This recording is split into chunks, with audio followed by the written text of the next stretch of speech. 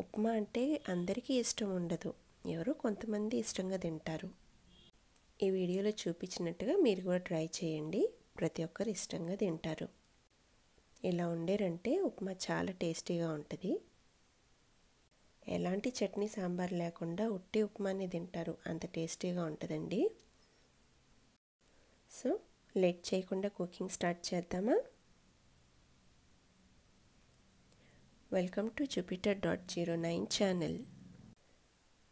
Big size onion, పచ్చిమిర్చీలు, అల్లం ముక్క, క్యారెట్ని తురుముకోవాలండి. పల్లీలు, జీడిపప్పు, ఎండుమిర్చి. ఉప్మా రవ్వ ఒక గ్లాస్ తీసుకున్నానండి. తాలింపు వేసుకుందాము. ఆయిల్ కొంచెం ఎక్కువగానే పోసుకోవాలండి. వేరుశనగ గుళ్ళు 2 స్పూన్లు, తాలింపు గింజలు, జీలకర్ర, హింగువ, ఎండుమిర్చి, 2 స్పూన్లు జీడిపప్పు. ఇవి ఒకసారి ఫ్రై చేసేద్దాము. ఫ్రై అయిన తర్వాత పచ్చిమిర్చి ముక్కలు, కరివేపాకు.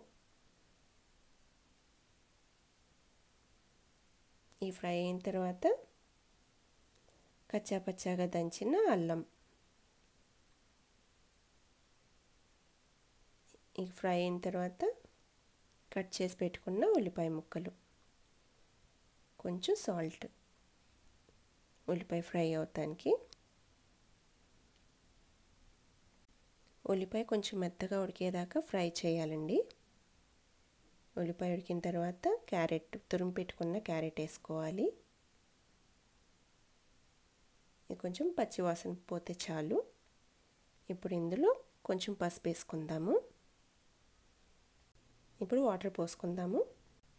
1 గ్లాస్ రవ్వకి 3.5 గ్లాస్ వాటర్ పోసుకోవాలండి. టేస్ట్కి సరిపడా సాల్ట్. ఒకసారి మిక్స్ చేసేసుకుందాము. సాల్ట్ సరిపోయిందో లేదో ఒకసారి వాటర్ టేస్ట్ చేస్తే సరిపోతుందండి.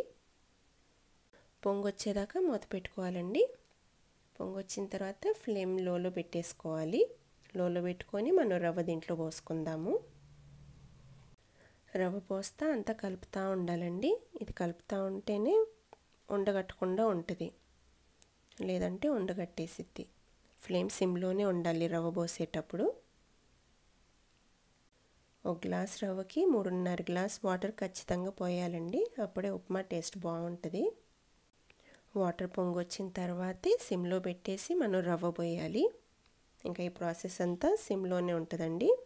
ఇలా కలిపేసిన తర్వాత మూత పెట్టేసుకుందాము. మూత పెట్టుకొని మనం ఒక 10 మినిట్స్ దాకా ఉంచాలి అలానే సిమ్లోనే. 10 మినిట్స్ తర్వాత చూద్దాము.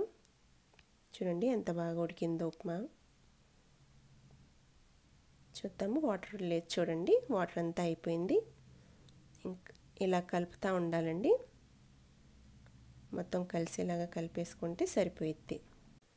చూడండి కింద అంటకుండా వచ్చింది. ఉప్మా అంతా రెడీ అయిపోయింది. ఇప్పుడు గార్నిష్ చేసుకొని సర్వ్ చేసేసుకుందాము. పొయ్యి ఆపేసిన 10 మినిట్స్ తర్వాత సర్వ్ చేసుకుంటే ఉప్మా ఇంకా బాగుంటుందండి. మూత పెట్టేసుకొని 10 మినిట్స్ తర్వాత సర్వ్ చేసుకోండి. అంతేనండి. Thank you.